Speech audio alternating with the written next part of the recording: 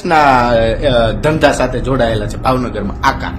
બરોબર, જીતુભાઈ વાઘાણી કૃષિ મંત્રી હોવા છતાં મોરબીની અંદર આટલો મોટો ભવાડો થયો, એક પણ નિવેદન આપ્યું નહીં કે આમ છે ને તેમ છે ને. આ કાનભાઈને આગળ કર્યા તમે જાઓ તો જીતુભાઈ કૃષિ મંત્રી હોય તો ખેડૂતો હેરાન થતા હતા. કોઈ પ્રાઇવેટ મકાન ઉપર તો બુલડોઝર હાલતા નહોતા. ખેતરની અંદરનો પ્રશ્ન હતો, ખેડૂતનો પ્રશ્ન હતો, તો એને બોલવું જોઈએ કે ન બોલવું જોઈએ, પણ ઈ ન બોલ્યા. એનું એક કારણ છે, આ મેં તમને લિસ્ટ દીધું. ઈ કંપની અને એનાથી અલગ વાઇઝ કંપનીની અંદર ક્યાંક જીતુભાઈનો ગાડીઓ આવી ગયો હોય તો કરવા આવે છે. કોણ કોણ શું કરે છે, કેટલા હાઈકોર્ટ જાય છે, કેટલા કેસ કરે છે, વિપક્ષ શું કરે છે, સરકાર અમારી બાજુ બોલે છે, ખામેવાળી બાજુ બોલે.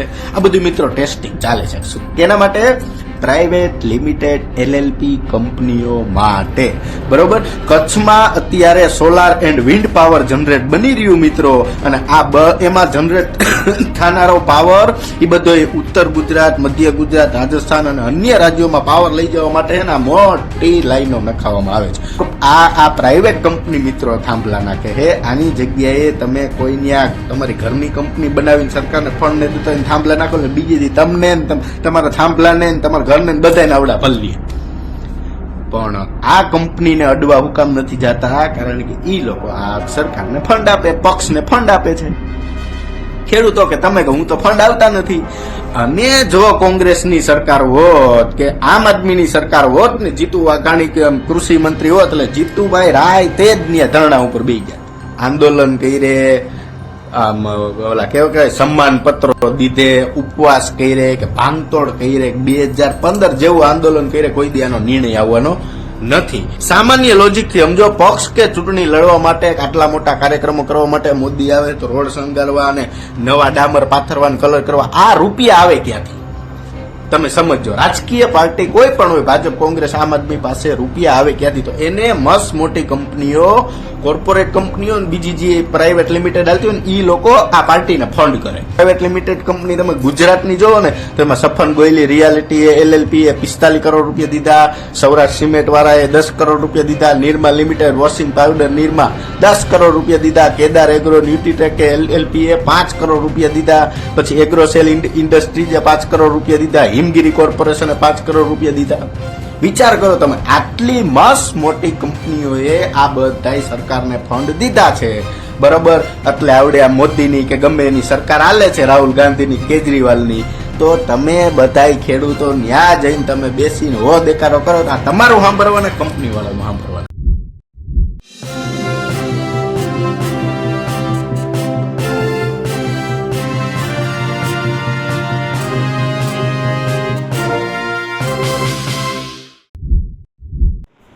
મોરબી અને સુરેન્દ્રનગરમાં જે રીતે ખેડૂતો આંદોલનરત છે, તેઓ નિયમિત કેમ્પ નાખીને બેસી ગયા છે, પોતાનું ધરણા પ્રતિક ધરણા જે છે તે કરી રહ્યા છે. એમાં મહિલાઓ પણ જોડાઈ રહી છે અને પુરુષો પણ.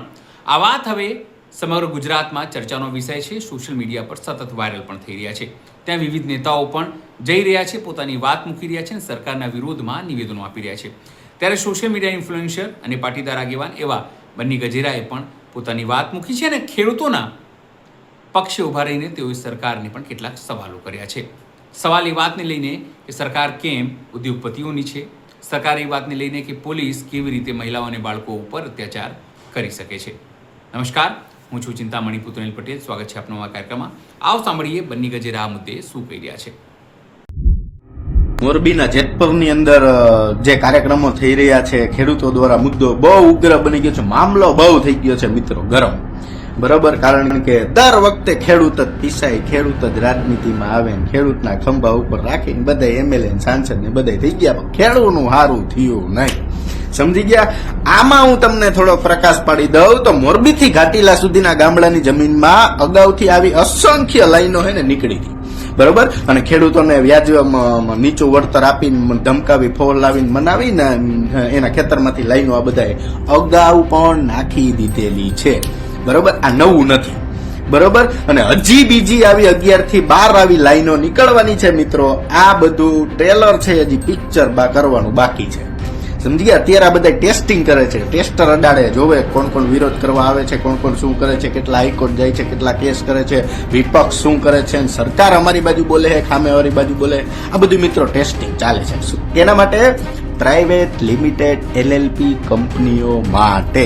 બરોબર, કચ્છમાં અત્યારે solar and wind power generate બની રહ્યું મિત્રો, અને એમાં જનરેટ થનારો પાવર એ બધો ઉત્તર ગુજરાત, મધ્ય ગુજરાત, રાજસ્થાન અને અન્ય રાજ્યોમાં પાવર લઈ જવા માટે એના મોટી લાઈનો નખાવવામાં આવે છે અત્યારે ખેડૂતોના ખેતરમાં.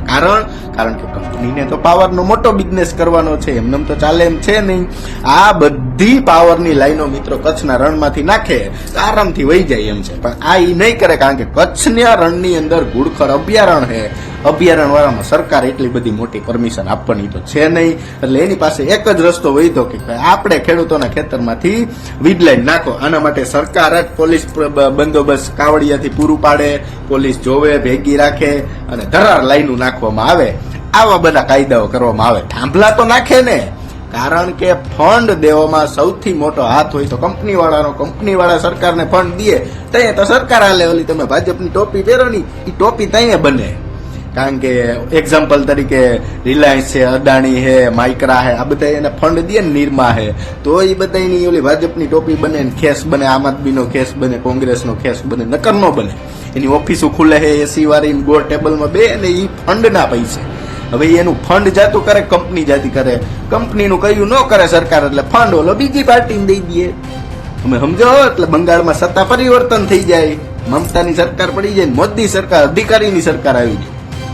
આ બધો ફંડનો ખેલ છે મિત્રો, સમજી ગયા. પણ જીતુ વાઘાણીને ખબર છે કે આપણે આ બધું જાણી જ છીએ, આ કેટલા કેવીની લાઈન છે, આ કેને કંપની દ્વારા કેનો પ્રોજેક્ટ છે, કેના દ્વારા હળવદ કયા ટ્રસ્ટની અંદર આવ્યો છે.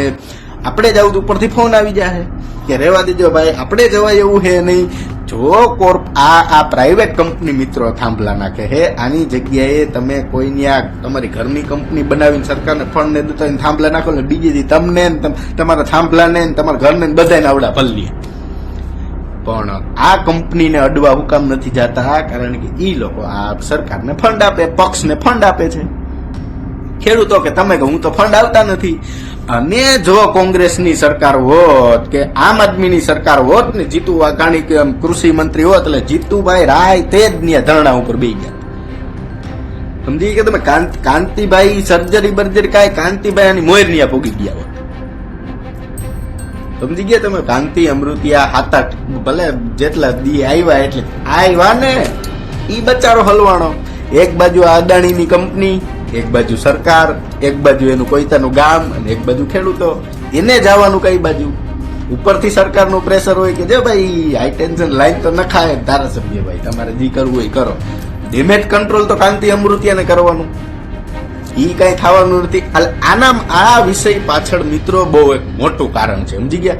આંદોલન કરે, ઓલા કેવા કહેવાય સન્માન પત્રો દીધે, ઉપવાસ કરે કે ભાંગતોડ કરે, 2015 જેવું આંદોલન કરે, કોઈ દી આનો નિર્ણય આવવાનો નથી. સામાન્ય લોજિક થી સમજો, પક્ષ કે ચૂંટણી લડવા માટે આટલા મોટા કાર્યક્રમો કરવા માટે મોદી આવે તો રોડ શણગારવા અને નવા ડામર પાથરવા, કલર કરવા, આ રૂપિયા આવે ક્યાંથી?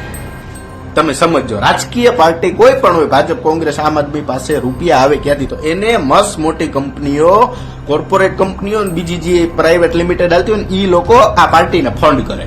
કેના દ્વારા? ટ્રસ્ટ દ્વારા. ડાયરેક્ટ ફંડ દે તો આ ટીમ આવી જાય, એટલે ટ્રસ્ટ દ્વારા ફંડિંગ કરે એટલે હિસાબ પણ ચોખ્ખો રહે, બધું કમ્પ્લીટ રહે. બરોબર. ભારતીય ચૂંટણી પંચ ECI દ્વારા જાહેર કરેલા ઇલેક્ટોરલ બોન્ડના ડેટા અને એસોસિએશન ફોર ડેમોક્રેસી રિફોર્મર્સ ADR ના રિપોર્ટ મુજબ ગુજરાતની ઘણી મોટી ફાર્માસ્યુટિકલ, ઇન્ફ્રાસ્ટ્રક્ચર અને ટેક્સટાઇલ કંપનીઓએ રાજકીય પક્ષોને મસ્ત મોટું ફંડ આપ્યું. આ દાનનો મુખ્ય કેન્દ્ર અને રાજ્યમાં સત્તાધારી પક્ષ હોય ને મિત્રો તો ભાજપ. કોણ અત્યારે જે સત્તા ઉપર રાજ કરે ની, અને જ્યારે થોડો ઘણો હિસ્સો કોંગ્રેસે આપ્યો ને થોડો ઘણો હિસ્સો આમ આદમી આપ્યો. આ ગુજરાતની ટોચની કંપની તમે જોવો ને, તો હું તમને SBI દ્વારા હમણાં તાજેતરમાં ડેટા જાહેર કરવામાં આવ્યો ને, ઉદ્યોગપતિ કરોડ રૂપિયાનો, એ હું તમને કહું તો એમાં સામેલ છે ટોરેન્ટ જૂથ 184 કરોડ, વેલ્સપન જૂથ 55 કરોડ, ઝાયડસના 29 કરોડ, ઇન્ટ્રાસ ફાર્માના 20 કરોડ, અરવિંદ લિમિટેડના 16 કરોડ, નિરમા લિમિટેડના 16 કરોડ, એલેમ્બિયા ફાર્માના 10 કરોડ. અને આ 24-25 ના ADR ના રિપોર્ટ મુજબ corporator company, real estate group, Electral trust અને સૌથી આપણી જે ખીચાની કોર્પોરેટર કંપની હોય ને, આનો બધાનો મોટો ફાળો છે સરકારને ફંડ આપવામાં. સમજી ગયા તમે? આ બધી કોર્પોરેટ કંપનીઓને, એમાંય તમે જો કોર્પોરેટ પ્રાઇવેટ લિમિટેડ કંપની તમે ગુજરાતની જોવો ને તો એમાં સફન ગોયલી રિયાલિટી LLP એ 45 કરોડ રૂપિયા દીધા, સૌરાષ્ટ્ર સિમેન્ટ વાળાએ 10 કરોડ રૂપિયા દીધા, Nirma limited washing powder Nirma 10 crore રૂપિયા દીધા, કેદાર એગ્રો ન્યુટ્રીટેક LLP એ 5 કરોડ રૂપિયા દીધા, પછી એગ્રોસેલ ઇન્ડસ્ટ્રીઝે 5 કરોડ રૂપિયા દીધા, હિમગીરી કોર્પોરેશને 5 કરોડ રૂપિયા દીધા. વિચાર કરો તમે, આટલી મસ્ત મોટી કંપનીઓએ આ બધા સરકારને ફંડ દીધા છે, બરોબર? એટલે આવડે આ મોદીની કે ગમે એની સરકાર આલે છે, રાહુલ ગાંધીની, કેજરીવાલની, તો તમે બધાય ખેડૂતો ન્યા જઈને તમે બેસીને હો દેખાડો કરો તો આ તમારું સાંભળવાના, કંપની વાળાનું સાંભળવાનું. વિચાર તમે સમજશો? હમણાં ગુજરાતની અંદર નવો પક્ષ સ્થાપવામાં આવે, અધ્યક્ષ એનો સારો હોય, મુખ્યમંત્રીનો હોદ્દેદાર સારો આપવામાં આવે તો આ બધી કંપનીઓ એને ફંડ આપવા માંડે. કેને?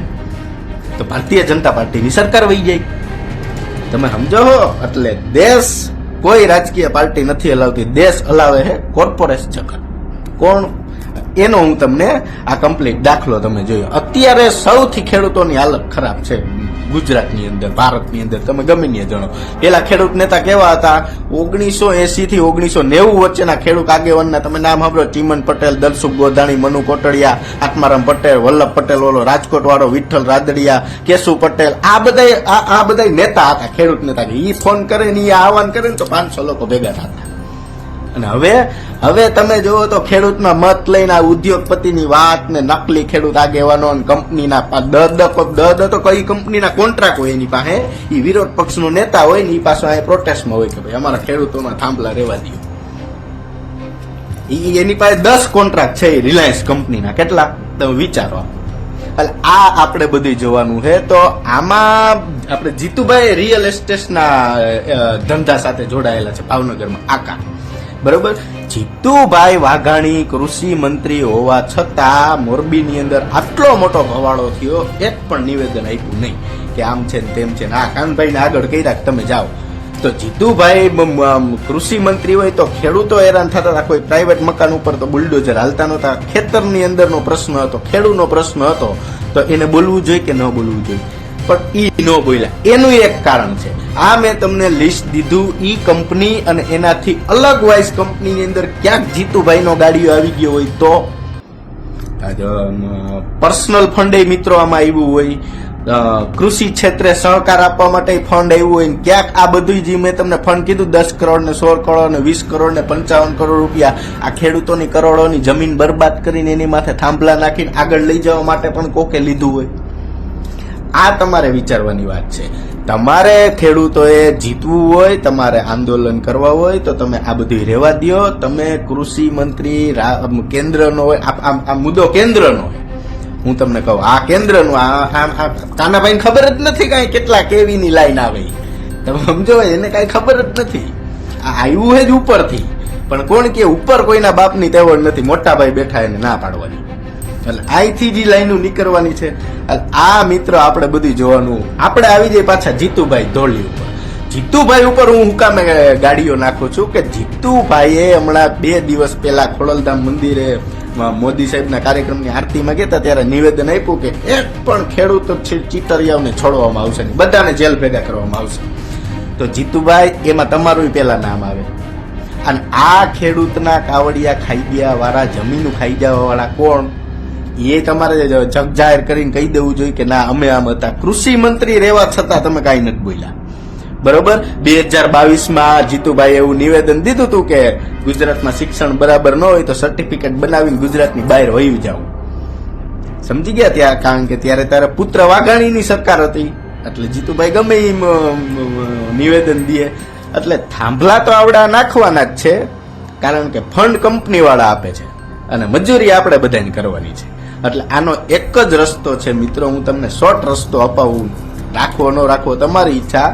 જીતુ વાઘાણી કૃષિ મંત્રી હે ને, જીતુ વાઘાણીને પકડો, બીજું કાંઈ નહીં. જીતુ વાઘાણીના ઓફિસે જઈને આવેદન આપો કે જીતુભાઈના પગે પકડીને બેસી જાવ, જીતુભાઈ તમે જ અમને આમાંથી કાઢી શકો, તમે જ અમારા ખેતરમાં થાંભલા ન નખાવી શકો, તમે અમને મદદ કરો. કલેક્ટર પાસે જવાનું રહેવા દો, વાં જવાનું રહેવા દો. આ બધા ઉપરથી કમ્પ્લીટ સેટિંગ કરીને જ આવે. એમાં ગમે એ આપણે કરીને થાંભલો નાખી દઈએ. અને જી આ બધા બંધ કરાવે છે 2-4 દિન એ હાલશે, બસ પૂરું. છેલ્લે થાંભલો તો ન્યા જ પડવાનો હે. આ તમે યાદ રાખજો, કારણ કે તમારા બધાયના ને અમારા બધાયના હાથ બંધાઈ ગયા. કોઈને જ કઈ થાય એમ જ નથી. ખાલી વિડીયો બનાવીએ કઈ ન થાય. સમજી ગયા તમે બધા? એટલે આ ચાલુ રાખો. જીતુભાઈ કેટલી કંપની સાથે જોડાયેલા છે ને જીતુભાઈએ કેટલું ફંડ લીધું છે ને જીતુભાઈએ કેટલા પૈસા દાનમાં બાયટા છે ને જીતુભાઈએ તેમના પુત્ર માટે કેટલા રૂપિયા બગાડ્યા છે ને આ માહિતી હું તમને આપીશ. જીતુભાઈને પિન મારો એટલે જીતુભાઈ કામ કરશે. બાકી એક પણ રાજનેતા મિત્રો કામ કરવાનું નથી. પિન મારતા શીખી જાઓ. આપણે પ્રોટેક્શન નહીં કરવાનું. જો પોલીસે હેરાન ન થાય, આપણે હેરાન ન થાય. નકર આપણે હમણાં ત્યાં જાય એટલે 4-5 કેસ કરીને અંદર નાખી. આપણે તારીખ ભરવાની 1.5-2 વર્ષ. એના કરતા અહીંયાથી જ સાચા પ્રૂફ ગોતીને આવો, સાચા કૌભાંડ લઈને આવો, અહીંયાથી પેપર બતાવી દો ને અહીંથી જનતા જાગૃત કરો. જનતા જાગૃત એટલે કામ પૂરું. એટલે જીતુભાઈ નો ટ્રેન્ડ ચાલુ રાખીએ, જીતુભાઈ ઉપર ફોકસ કરો મિત્રો, એટલે વ્યવસ્થિત તમારો ઉદ્દેશ આવશે. બંને ગજરાની વાત સાંભળી આપણે શું લાગે છે જરૂરથી અમારા કોમેન્ટ બોક્સમાં કોમેન્ટ કરજો. એ સિવાય અમારી યુટ્યુબ ચેનલ લાઈક કરો, સબસ્ક્રાઈબ કરો, બેલ આઇકન દબાવો. સાથે અમારી ફેસબુક અને ઇન્સ્ટા આઈડી ઉપર પણ જઈને તમે વધુ અપડેટ થઈ શકો છો અને સાથે તેને ફોલો જરૂરથી કરજો. અત્યારે માટે બસ આટલું જ. નમસ્કાર.